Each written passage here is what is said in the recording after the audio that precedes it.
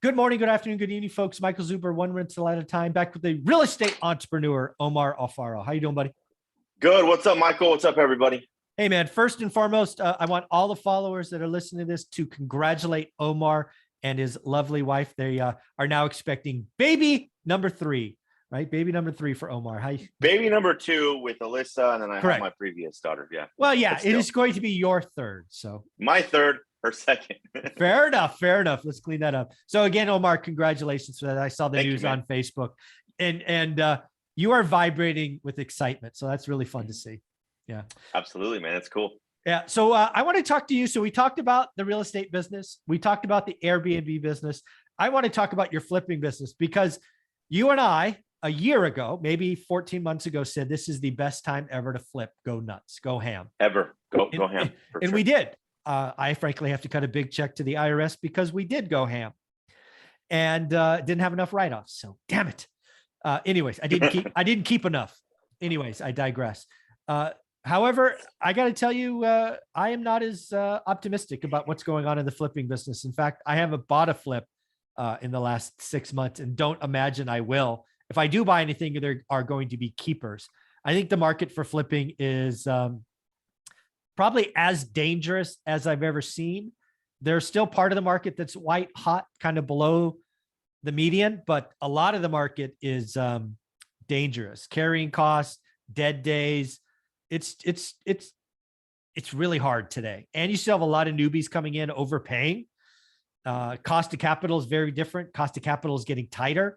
It's just a whole it's amazing to see how hard, difficult, and dangerous flipping has become now versus 14 months ago, right? Right. Before you're able just to breathe and you're going to flip, and now it's a little challenging. You really got to be specific on that entry level or the entry price. And that's kind of what you and I talked about. Like if you're under the median home price, like if your exit is under the median, you're going to do well. The exit, not the purchase.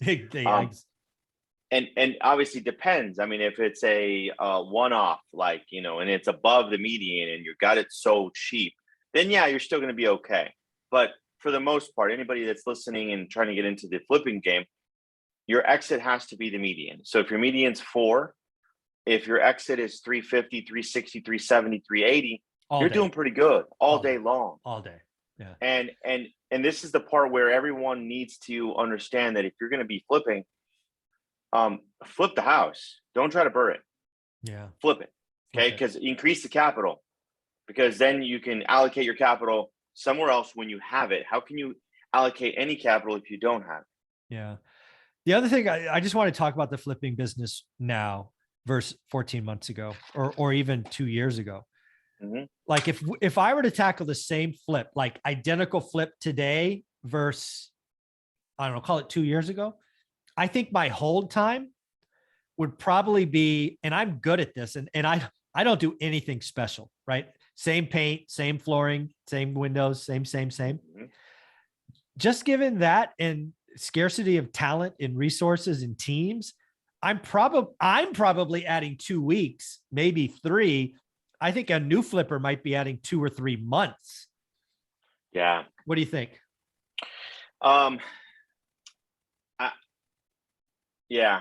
Right now, I think that it's going to be a 90-day hold for sure. Yeah. It's a 90-day window. Because you're not certain. Because then everything's delayed and everything's delayed. I'm going through it right now.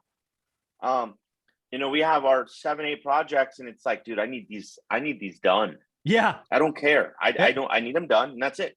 Yeah. So I think I did 56 or 55 flips in about 3 years. And I got down to, it was kind of a 45-day, right? We close. We're already doing trash outs the day we close. It was on the market and sold within 45 days, like over and over and over again. I couldn't do that today.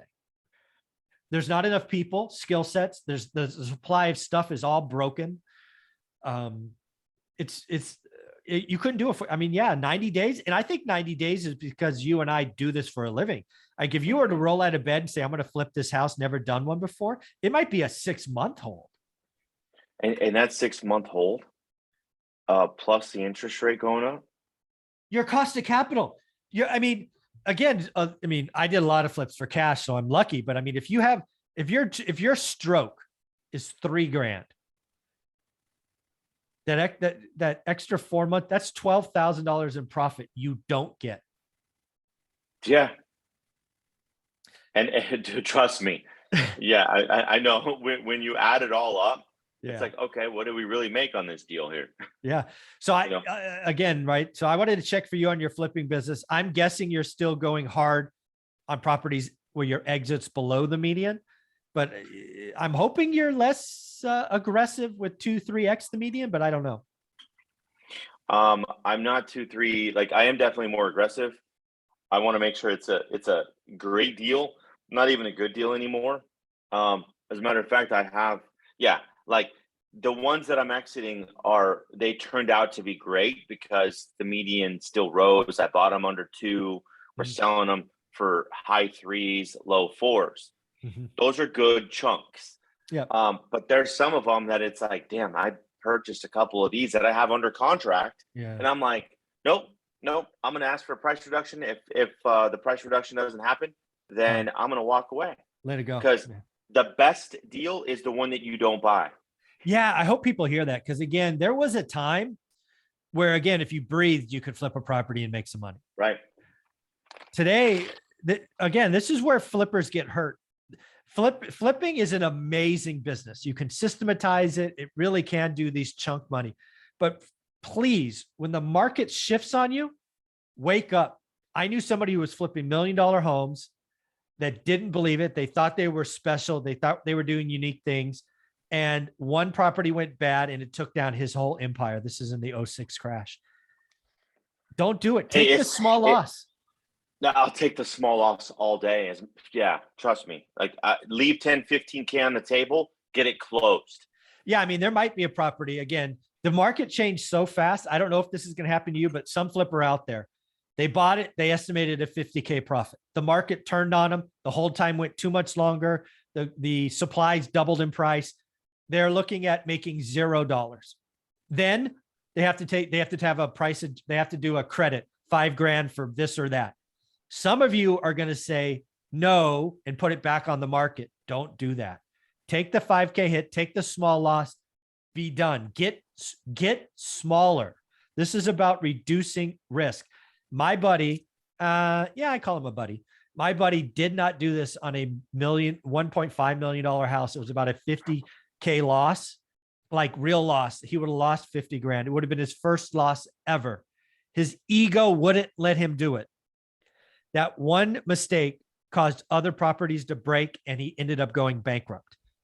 Take the small loss. Sometimes you just got to take the small loss, learn the lesson, and keep moving on. That's it. Keep moving on. Take that small loss. I wrote this down too, Michael. Reduced risk. Especially if you got a lot out. Yeah. Minimize. Get smaller. Get leaner. Get leaner. Yeah. Instead of being a shotgun, try to be that sniper and just take that one shot. Yeah. There was a time, man, it made sense. Take every deal that came by. It was easy peasy. We talked about it. We told people it's not that market today. No, not at all. Yeah. Nope. So where can people find you? Guys, follow me on IG. I'm at Omar_Alfaro or visit my website, omaralfaro.com. Thanks, buddy.